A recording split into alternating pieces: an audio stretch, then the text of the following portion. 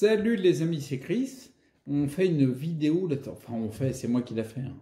Je te fais une vidéo directement sur comment dire, ce qui m'a été demandé en commentaire et puis en message privé aussi.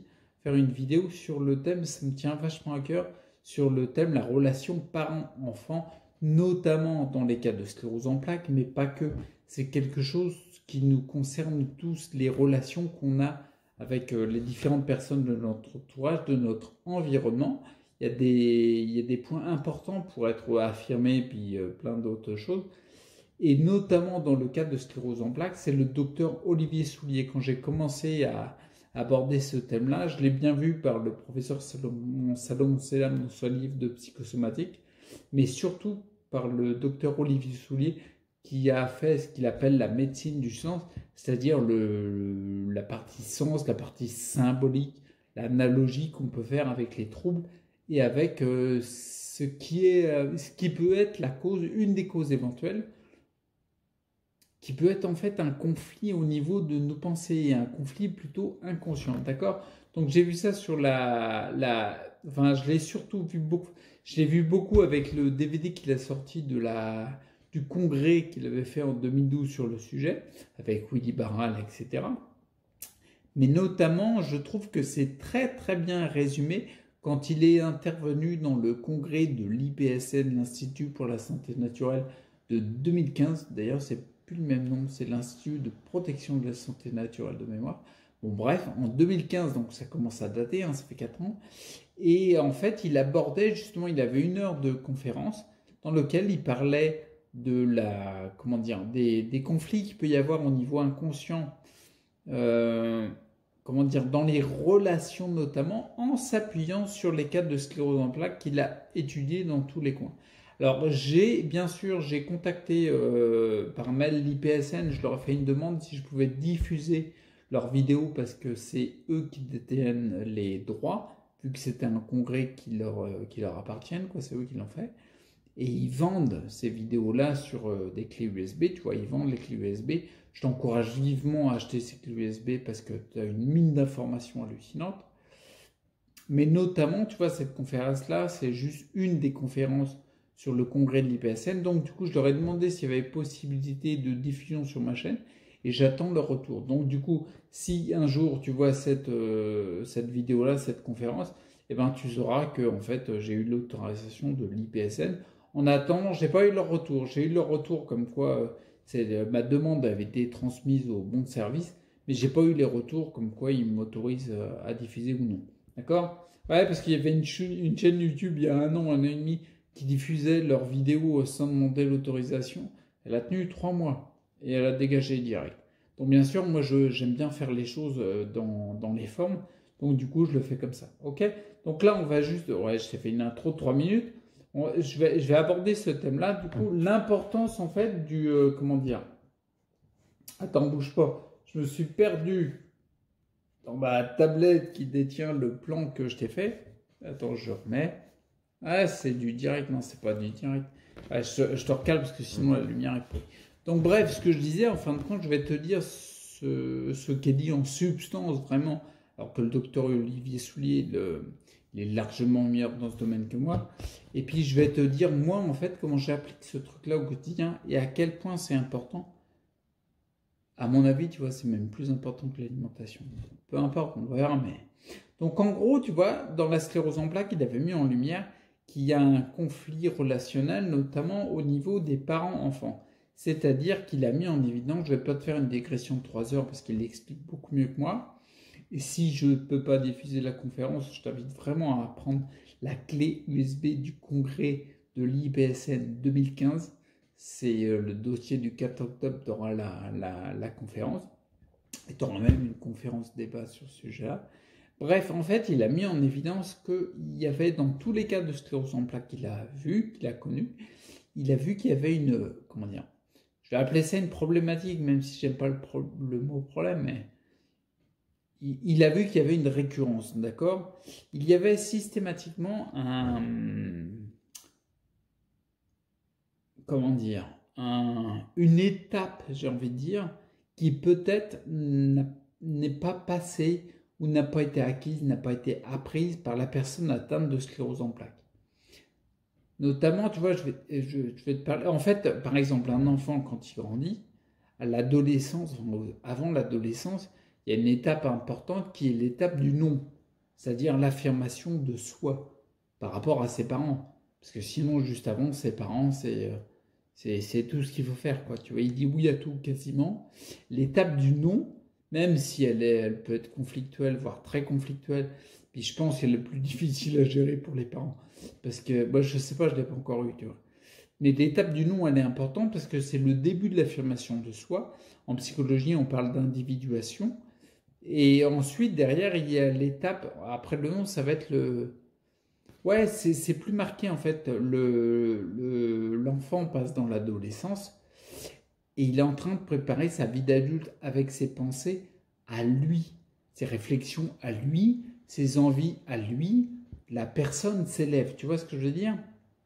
Et c'est une étape importante. Et Olivier Soulier a montré, comment dire, il a montré, en fait, il a vu, il a pointé du doigt, il a mis en lumière cette partie-là, sur le fait que dans les cas de sclérose en plaques, il y avait toujours, comment dire, soit un oubli de cette partie-là, soit que ça n'a pas été vécu du tout, ou soit que c'est un manque, tu sais, c'est un petit peu en berne.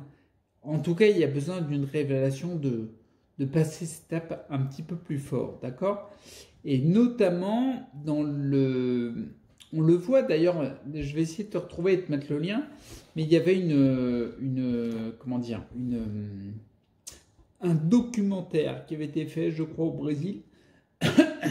Un documentaire qui avait été fait au Brésil, il me semble, Amérique du Sud en tout cas, sur les bienfaits de la vitamine D à haute dose dans les cas de sclérose en plaques. Tu vas me dire, rien à voir avec le sujet. Attends 2 secondes, j'arrive. Le documentaire, il était hyper intéressant sur la vitamine D à haute dose. Mais ce qui m'a surtout frappé, moi, c'est de voir dans les 2 cas qu'ils évoquaient, ils en parlaient de 2 principalement, il y avait 2 cas de personnes, il y en avait un qui avait utilisé, ils avaient tous les 2 utilisé la vitamine D à haute dose. Par contre, c'était très intéressant et je t'invite à le regarder avec cet œil-là, j'en avais déjà parlé dans une très ancienne vidéo, mais les 2 cas, en fait, tu voyais à chaque fois la personne atteinte de sclérose en plaques et le parent, il y en avait un, c'était sa mère, et l'autre cas, il y avait la personne atteinte de sclérose en plaques et le père. Et surtout, je t'invite à orienter ton attention sur le rapport qu'ils ont entre deux. Celui qui avait le moins de symptômes, qui avait pris de la vitamine D à haute dose, il n'avait plus du tout de symptômes. Oui, il n'avait plus du tout de symptômes. Il avait une façon d'être avec le père qui était différente de l'autre cas qui avait encore des symptômes dans sa relation avec la mère. D'accord? Regarde bien, la mère, on sent qu'il y a, comment dire, il n'y a pas de culpabilité à mettre. Hein. Aucune. Ni chez l'un ni chez l'autre. La mère, il y avait une relation parent-enfant qui n'a plus lieu d'être. À cet âge-là, c'est fini. C'est terminé, tu vois. Et j'en parle en connaissance de cause parce que inconsciemment, tu vois, et je ferme la parenthèse d'abord sur l'exemple de la vitamine D. Et la vitamine D à haute dose, en effet, l'autre qui avait la relation avec son père qui était complètement différente. On sentait que c'était vraiment 2 adultes. Et l'autre avec sa mère, on sentait que c'était pas 2 adultes. Il y avait encore l'enfant et le parent quelque part. Psychiquement parlant, j'ai envie de dire. L'autre, en effet, il avait eu de la vitamine D à haute dose. D'accord, c'est un paramètre qui peut être intéressant à travailler. Mais n'empêche que visiblement, il avait passé cette étape-là. Je ne serais pas étonné qu'il l'ait passé d'ailleurs avec tout le cheminement qu'il a fait en essayant le fameux protocole Coimbra, qui est le protocole de la vitamine D à haute dose. Mais on sent que sur le plan relationnel entre parents et enfants, il y avait une démarche complètement différente de l'autre.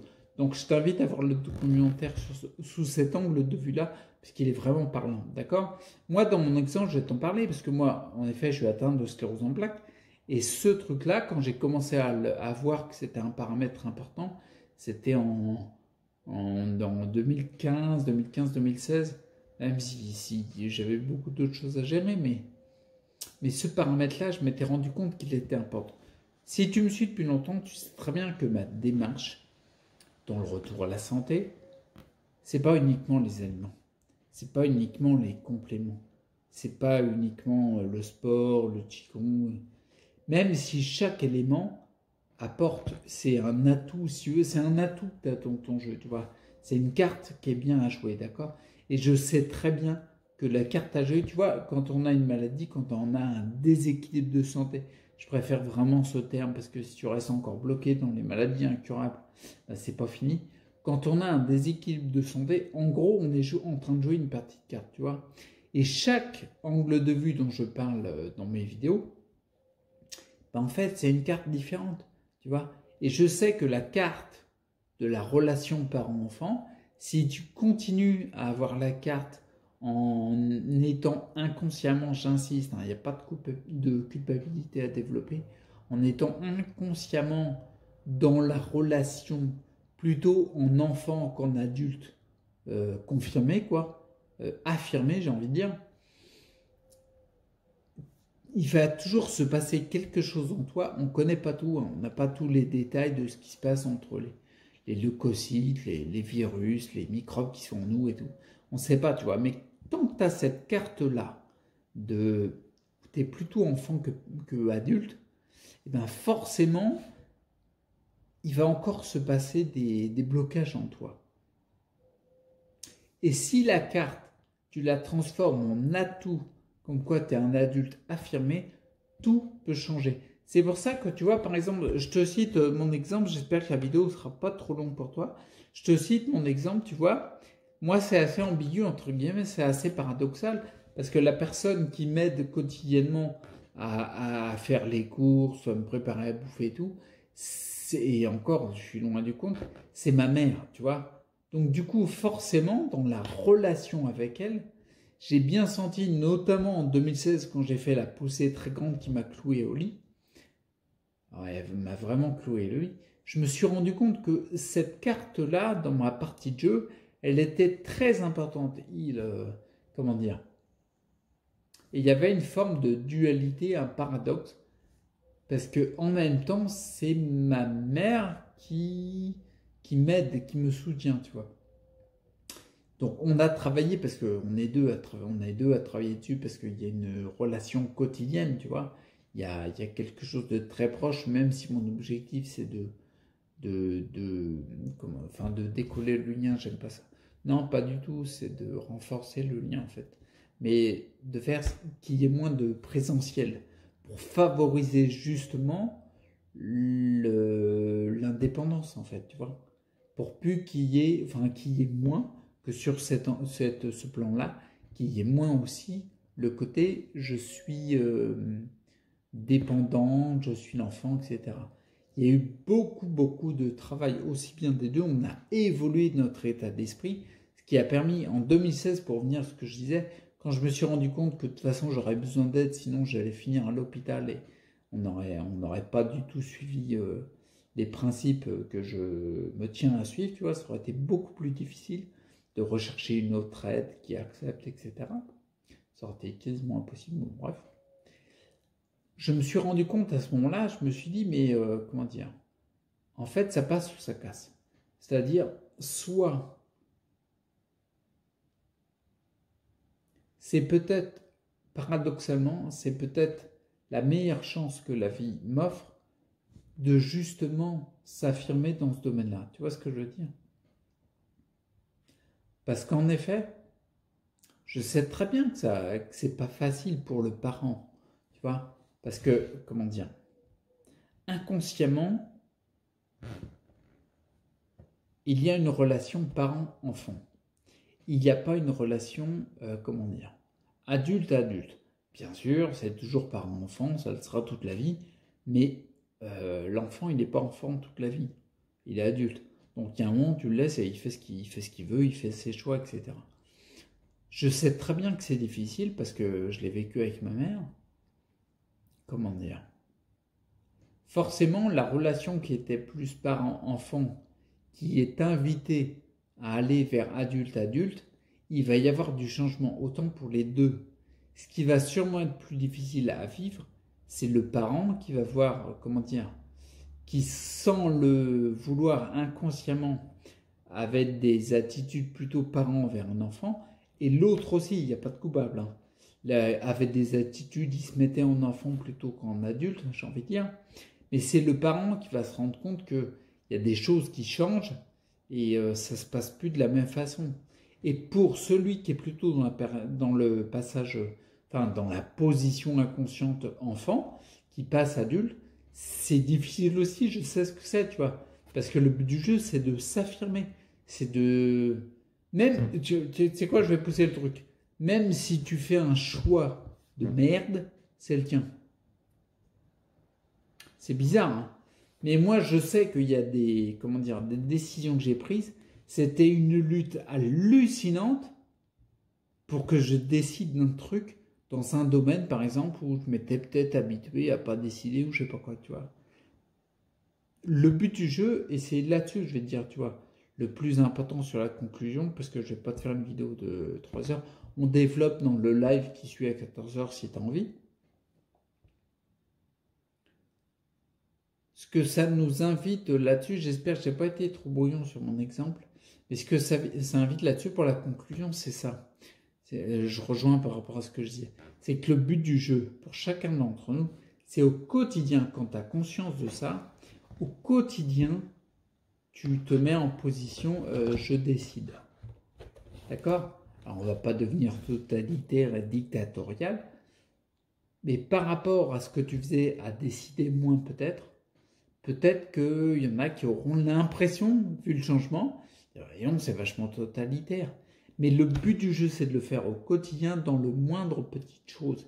Parce que tu sais quoi, il y a un phénomène, on le voit en neurosciences, il y a un truc qui est génial, c'est que si tu le fais dans des petites choses au quotidien, bah en fait, tu muscles cette capacité-là.